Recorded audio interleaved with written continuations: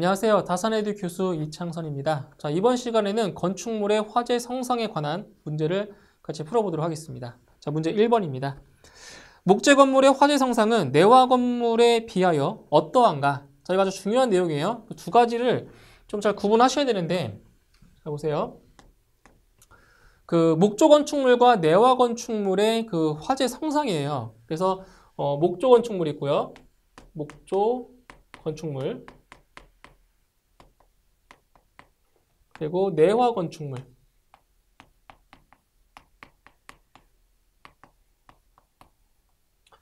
자, 이 말 그대로 이제 목조 건축물 같은 경우에는 이제 목재, 자, 목재로 지은 건축물을 말하는 거고요. 이 내화 건축물 같은 경우는 우리가 알고 있는 콘크리트 있죠? 콘크리트 같은 걸로 지은 건축물을 말하는 거예요. 그래서 화재 성상을 이제 비교를 해보면 이 목조 건축물 같은 경우는 어때요? 나무죠? 나무죠? 빨리 타요. 빨리 타면서 그 온도가 급격히 올라갑니다. 그래서 이 목조 건축물 같은 경우는 고온 단기간형, 그죠? 예, 고온 단기간 또는 고온 단시간형이고요. 반대로 이 내화 건축물 같은 경우에는 이거는 저온 장기형이죠. 장기형. 이거를 뭐 단기형, 고온 단기형. 네, 이렇게 표현할 수가 있죠. 두 가지 비교해 주시면 돼요. 그래서 목조 건축물은 고온 단기형, 그리고 내화 건축물은 저온 장기형이라는 거 좀 기억해 주세요. 그래서 답은 4번의 고온 단기형이 답이 되는 겁니다. 답 2번, 목조 건축물의 화재 진행 상황에 관한 설명으로 알맞은 것은? 자, 보세요. 목조 건축물입니다. 목조 건축물.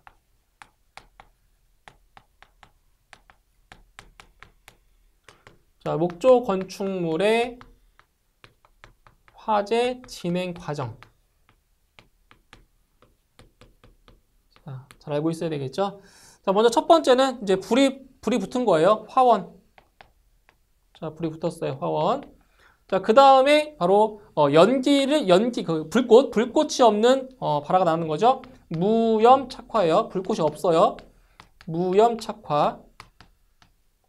그 다음에 이제 불꽃이 일어나면서 타는 거죠. 바로 발염 착화죠. 발염 착화. 예, 발염 착화가 되고요. 자, 그 다음 단계로 바로 출화가 되고요. 그 다음에 성기, 최성기죠, 최성기. 그 다음에 마지막에 꺼지는 거죠, 불이. 소화. 이런 단계예요. 이게 바로 목조 건축물의 화재 진행 과정입니다. 암기해 주시면 돼요. 화원, 무염 착화, 발염 착화, 출화, 성기, 그 다음 소화, 이러한 단계로 화재가 진행되는 것입니다. 답은 3번이죠. 다음 문제 3번. 목조 건축물의 화재가 발생하여 최성기에 도달할 때 연소 온도는 대략 몇 도씨인가? 자, 목조 건축물 같은 경우에는 최고 온도가 몇 도씨까지 올라간다고 했어요? 바로 1300도씨까지 올라간다라고 했죠. 그렇죠? 답은 3번입니다. 1300도. 다음 4번. 출화란 화재를 뜻하는 말로써 옥내출화, 옥외출화로 구분한다. 이 중 옥외출화 시기를 나타낸 것은? 자, 여기서 옥내출화와 옥외출화는 어떻게 하시면 되냐면 건물 내부냐 건물 바깥이냐, 이거 두 가지만 잘 비교해 주시면 돼요. 자, 1번에 천장 속, 벽 속 등에서 발염 착화한 경우 어때요? 천장이나 벽 속은 건물 내부죠. 내부니까 이거는 옥내출화가 되는 거예요.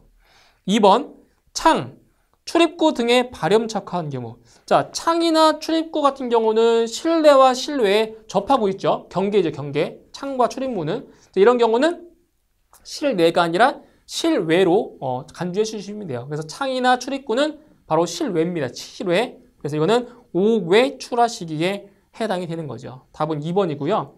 3번에 가옥 구조 시에는 천장판에 발염 착화한 경우. 천장이니까 이것도 옥내출화가 돼요. 4번 불연 천장인 경우 실내의 그 뒷면에 발염 착화한 경우. 이것도 바로 불연 천장.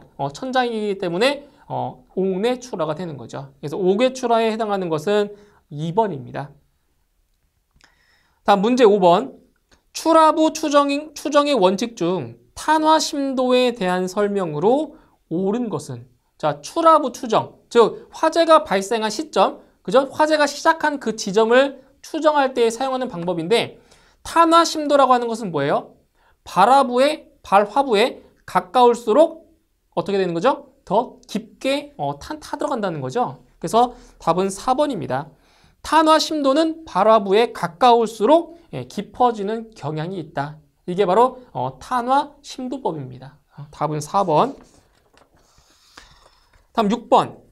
내화 건물 화재의 표준 시간 온도 곡선에 있어서 화재 발생 후 1시간이 경과할 경우 내부 온도는 대략 어느 정도인가? 자, 이것은 저거 암기를 좀 해주셔야 돼요. 자, 6번 문제. 자, 내화 건물. 내화 자, 건축물 화재일 때, 내화 건축물 화재일 때, 자, 시간별로, 자, 시간이 경과했을 때 온도가 몇 도 정도 올라가는지 이것을 이제 물어본 거예요. 그래서, 화재가 발생한 30분 후, 자, 30분 후에는 온도가 840도C 정도까지 올라가요, 대략. 그죠? 30분이 지났을 때. 그 다음에 화재가 발생하고 1시간이 지났을 때, 네, 1시간 후에는 온도가 대략적으로 925에서 한 950도 정도까지 올라가요. 1시간이 지났을 때. 자, 그리고 2시간이 지났을 때. 자, 2시간이 지났을 경우에는 몇 도까지 올라가냐면 대략 1010도씨 정도까지 온도가 올라갑니다. 자, 문제에서는 지금 뭐라고 했어요? 1시간이 경과했을 때. 1시간이 경과했을 때 몇 도까지 올라간다고요? 925에서 950도씨까지 올라간다고요. 그래서 답은 1번에 950도가 답이 되는 겁니다. 다음 7번. 목조 건축물에서 발생하는 옥내출하 시기를 나타낸 것으로 옳지 않은 것은? 자, 옥내출하가 아닌 걸 찾는 겁니다. 1번. 천장 속, 벽 속 등에서 발염착화한 경우. 맞죠? 천장이나 벽은 실내니까 옥내출하 맞고요.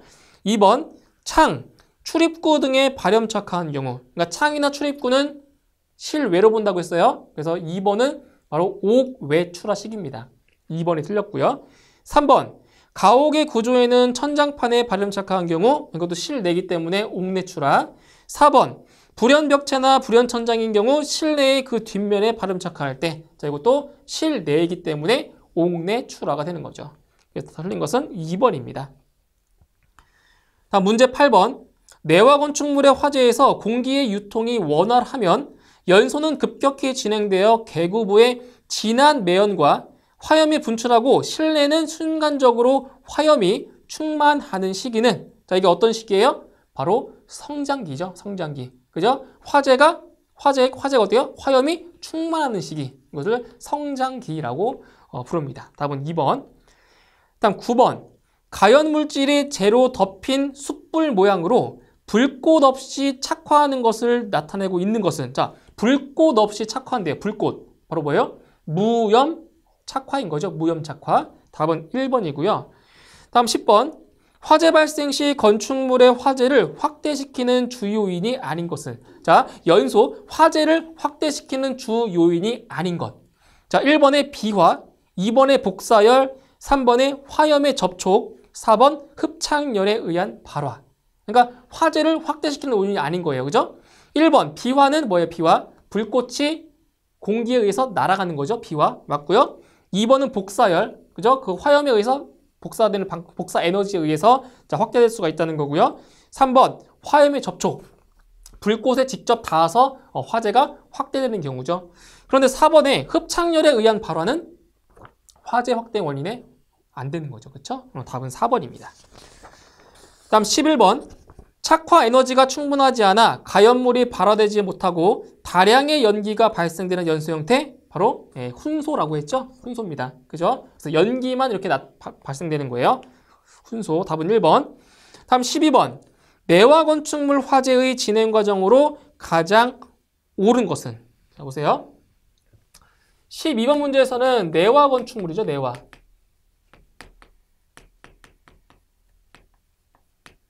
자, 내화 건축물의 화재 진행 과정.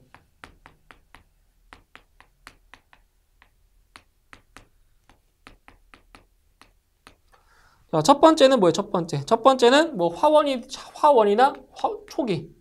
그죠? 자, 화재 초기 상태가 되겠죠? 초기 상태가 되고요. 그 다음에 화재가 커지고 있는 상태죠. 성장기. 그 다음에 최고조로 올라갔어요. 화재가. 최성기. 그러다가 이제 불씨가 줄어들면서 바로 감쇄기. 또는 감퇴기라고 해요. 감쇄기. 그리고 이제 마지막으로 단계가 종기. 끝난다는 거죠. 화재가. 종기.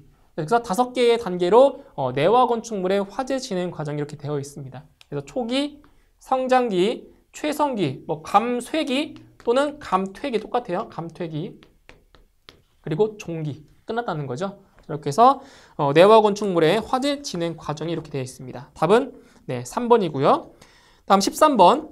다음 중 일반적으로 목조 건축물의 화재 시 발화에서 최성기까지의 소요 시간에 가장 가까운 것은 단 풍속이 거의 없을 경우를 가정한다라고 했습니다.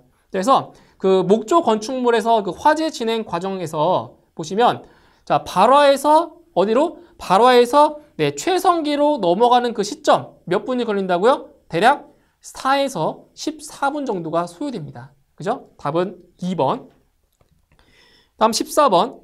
화재 시 불티가 바람에 날리거나 상승하는 열 기류에 휩쓸려 멀리 있는 가연물에 착화되는 현상은 이게 뭐예요?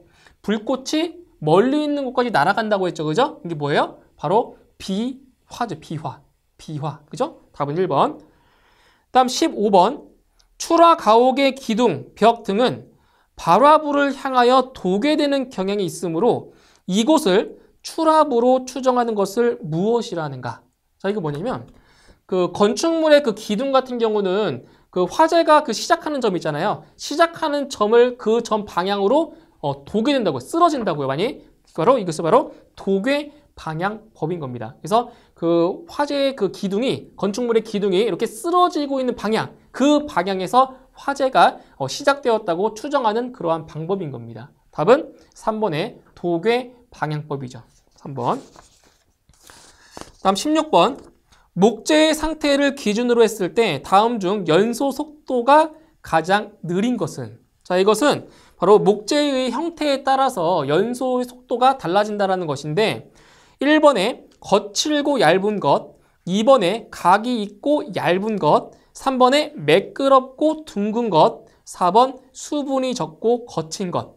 자, 이 중에서 연소 속도가 가장 느린 것 뭐예요? 바로 3번이죠. 매끄럽고 둥글수록 연소 속도가 더 느린 겁니다. 오히려 그 모양이 그 각진 모양이고 그리고 거칠 때 표면이 거칠 때 연소 속도가 더 빠르다라는 거죠. 그렇죠? 이렇게 해서 답은 3번 매끄럽고 둥근 것이 연소 속도가 가장 느리다고 볼 수가 있습니다. 답은 3번입니다. 자, 이렇게 해서 문제풀이는 여기서 마무리 짓고요. 저는 다음 이론 강의 시간에 다시 뵙도록 하겠습니다. 수고하셨습니다.